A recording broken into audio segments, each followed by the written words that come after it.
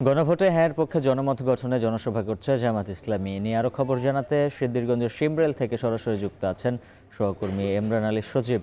সজীব, জানাবেন গণভোটের পক্ষে প্রচারণায় কি বলছেন জামাত নেতারা? নারায়ণগঞ্জে এখন পর্যন্ত জামাতের একটি জনসভা কিছুক্ষণ আগেই শেষ হলো। নির্বাচনী প্রচারণামূলক একটি জনসভা এবং জামাত ইসলামী হ্যাঁ ভোটের পক্ষে এই জনসভাটি আয়োজন করেছিল এবং সেখানে কিন্তু জামাত ইসলামের যে সেক্রেটারি জেনারেল মহোদয় আছেন মিয়া গোলাম পরোয়ার, উনি কিন্তু যোগদান করেছেন এবং এখানে উনি যে প্রার্থী আছে নারায়ণগঞ্জের 5টি আসনে তাদের জোটের এবং তাদের জামাত ইসলামের যে প্রার্থীরা আছে তাদেরকে কিন্তু পরিচয় করিয়ে দিয়েছেন এবং এখানকার যেই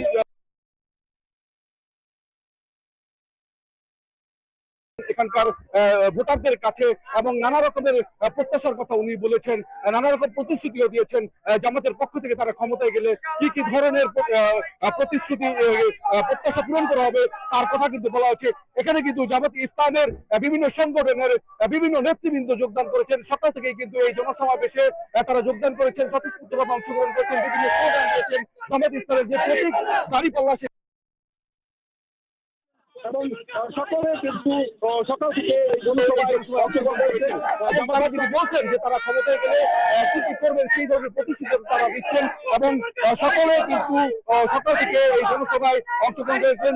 জামাত ইসলামের নেতৃবৃন্দ রয়েছিল, 11 যে নেতৃবৃন্দ তারাও এখানে ছিল, তারাও কিন্তু এখানে বক্তব্য রেখেছেন, তারাও কিন্তু তাদের কি কি করবেন, কি কি প্রত্যাশা তারা পূরণ করবেন এই নারায়ণগঞ্জের 5টি আসনের জনগণের জন্য, সেই কথাই কিন্তু এক একজন বক্তা এক এক সময় তারা বলে গেছেন।